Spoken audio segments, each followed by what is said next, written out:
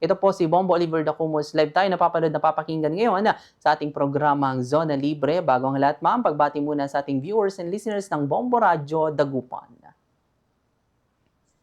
Magandang gabi po sa ating mga nakikinig at magandang gabi po sa inyo, sir. Magandang gabi. Yes, Ma'am Marlene. Ma'am Marlene, kamusta naman ngayon itong ating grupo ng Busina? Dahil nalalapit na ang SONA ng ating Pangulo sa Lunes, ano po ang inaasahan nating o nais nating marinig, lalo na sa grupo ng transportasyon? Ang inaasahan namin sa ating mahal Pangulo ay pagbabago, pag-unawa at pakikinig sa ang lahat na nasa transportasyon na ngayon ay sobrang hirap na po at marami na po ang sumuko sa problema ng diesel. Sa lahat po, sama-sama na po ang sakit at hirap at pagod ng aming mga driver at operator. Yung po sana ang makikawit niya ang pagtaas ng diesel at ang pagkawala talaga po ng focus para sa transportation. Yes, ma'am. Ma'am Marlene, itong grupo ng Busina, may mga ilan na po ba na ating mga kasamahan sa transport sector na hindi na pumapasada dahil sa taas ng diesel or yung pabago-bagong presyo nito? Sa ngayon po ay talaga pong hindi namin masisisi ang aming mga driver na wag nang bumiyahe dahil sa taas po ng diesel. Dito po sa NCR, umaabot na po tayo ng 86, meron pa nga pong 90. Although tumutulong naman po ang ating gobyerno, lalo ang LTFRB at DOTR, nagkakaroon tayo ng ibang subsidy na bawas sa 10 piso sa bawat litro, ay hindi pa rin po sapat. Hindi pa rin po sapat para sa kitain ng driver araw-araw. Dahil po ang ating hanggang ngayon ay nakatenga pa rin po ang fare hike natin na halagang piso, 2 piso ay hindi pa rin maibigay sa atin ng gobyerno at yun po ang masakit para sa amin. Sana mapakinggan naman po nila ang hanay ng transportasyon kasi kapag ito po ang nawala, sigurado po babaksak po talaga totally ang ating ekonomiya. Yes, ma'am. Ma'am, may inaasahan bang transport strike or rally ng grupo po ninyo or iba pang grupo ng transport sector sa Lunes?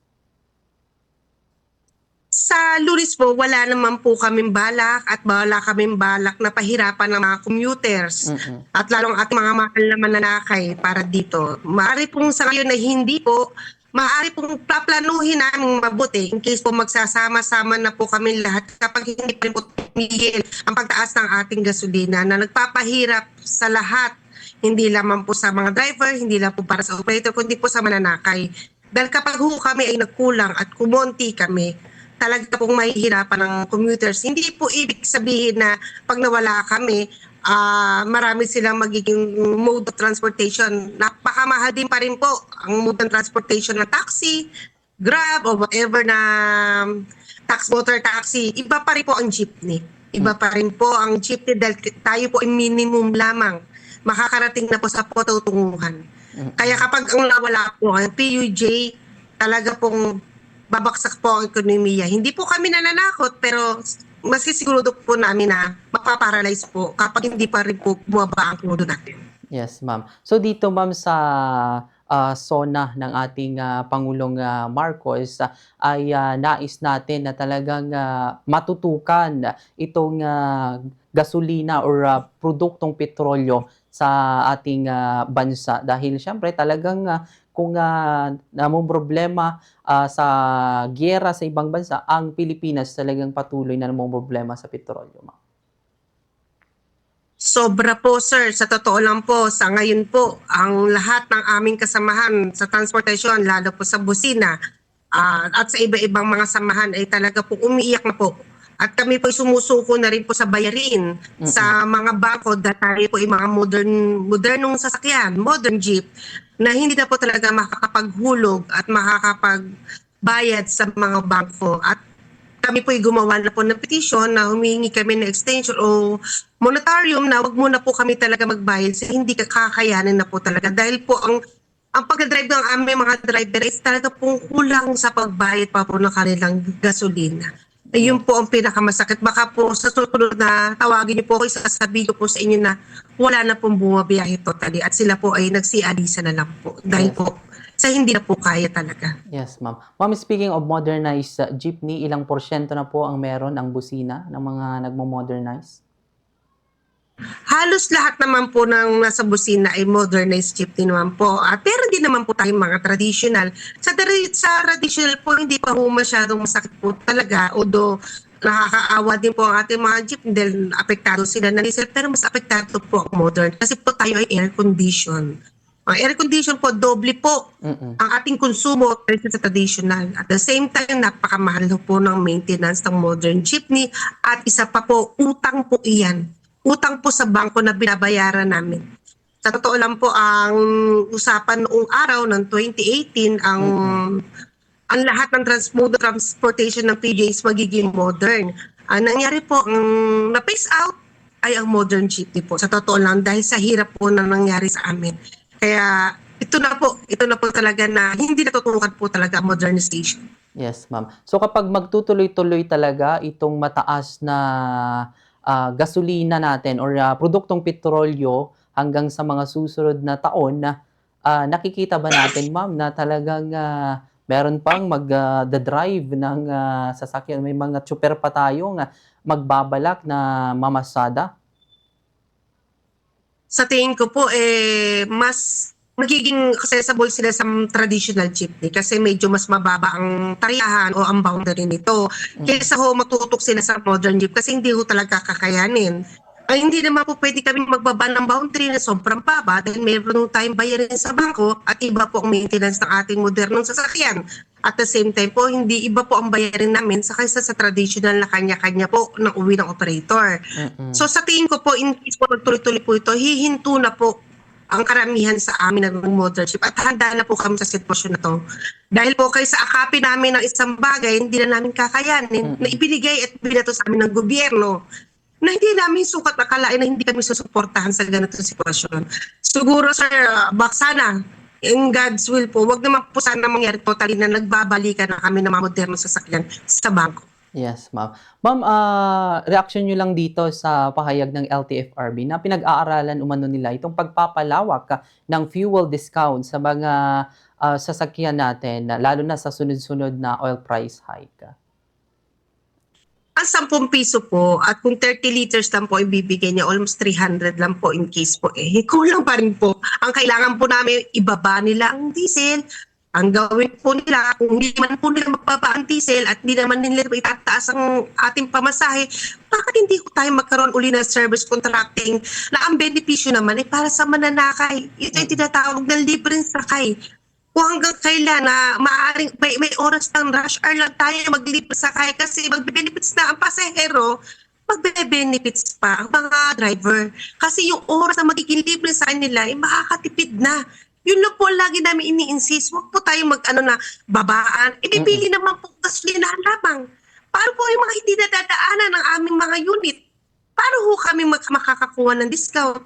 Ang tama hong gawin nila ay ang libre sakay katulad ng ginagawa ng ibang local government like Quezon City na naglilibre sakay. Bakit hindi ganun ang gawin nila sa modern jeep? Kahit rush hour lang, makakatulong na po sa mamamayang mananakay, makakatulong pa rin po sa operator. Yun lang po hinihiling namin sa kanila. Hindi po ang pagbibigay ng discount may limit lang naman po yan. At hindi naman po lahat ng gasoline station ay meron. Yun lang po ang ibibigay nila sa amin. Tatahimik kami at mabubuhay kami ng maayos. Yes, ma'am. Sa dagdag pasahe, ma'am, hindi nyo ba balak magdagdag pasahe na panawagan? Ilang beses na po kami nagpetisyon sa pamasahe na yan. Alam niyo po, sa totoo lang, yung pamasahe kasi ang apektado talaga natin ay mananakay. Kaya medyo nadadoubt din kami dyan. Kung ipapatupad at ibibigay naman sa amin ng piso na hiningi namin, malaking tulong po talaga yun. Sana nga po mapakinggan. Doon po tayo sa win-win solution Hanggang mataas sa pamasahe, ilibre sa kaya natin ng pasahero. Kasi apektado rin naman sila sa taas ng bilihin Ang isda natin tumpok na 50 pesos, 100 po. Apektado rin po ang ating mananakay. Bakit hindi tayo sa win-win solution na sinasabi namin, na hiniling namin? Kasi ang 2 piso, malaki epekto rin po sa ating mananakay, lalo po sa mga minimum wages. Kaya po, hangga't hindi pa bumababa ang diesel, pagbigyan ang operator at driver at ganun din po ang mananakay. Ngunit kung ang gusto nila talaga ay fair hike, ang gusto nila ay discount, sana lahat. Sana hindi lang 10 piso, taasan na nila hanggat maaari kasi kulang po talaga. Kulang at minsan nga po hindi rin naman po nakukuha ng driver yung 30 litro minsan nga ho wala talagang pambayad talaga ng pang diesel kaya po kawawa po talaga ang driver. So baka sa susunod po wala na po talaga. Yes, ma'am. So, naaabutan din po ba ang ilang mga drivers natin ng busina ng mga ayuda, lalo na sa DSWD or sa DOLE, ma'am? Meron pong naabutan, meron din pong wala. Medyo nagkagulo last time. Hindi man po lahat.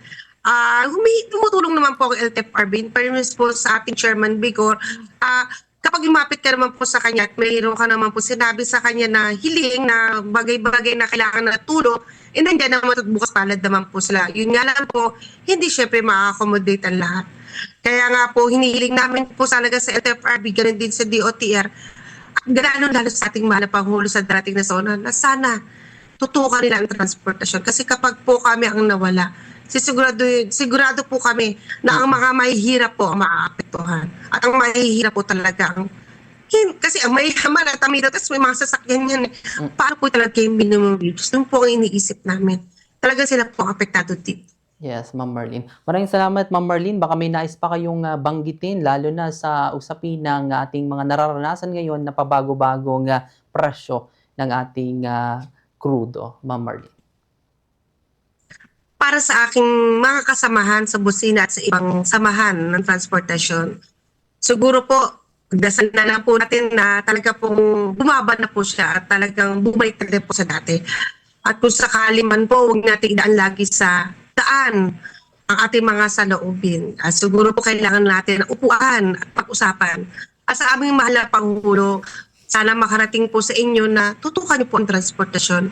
Yung inihiling namin na win-win solution na libre sakay para sa mananakay hanggang mataas naman po ang krudo at sa oras ng rush hour, malaking tulong na po sa ating mananakay. At isa po para sa aming mga mananakay, sana po maunawaan niyo po kung kadalasan wala na po sasakyan sa daan dahil po sa hirap na rin po na nararanasan ng aming driver at ganoon din po ang operator. Sana yung maunawaan niyo po. Yun lang po at sana po yung mabuhay po tayo na. Yes, maraming salamat, Ma'am Marlene, sa inyong oras. Nakapanayam namin kayo patungkol dito. At mag-ingat po kayo dyan, Ma'am. God bless po. Thank you. Thank you.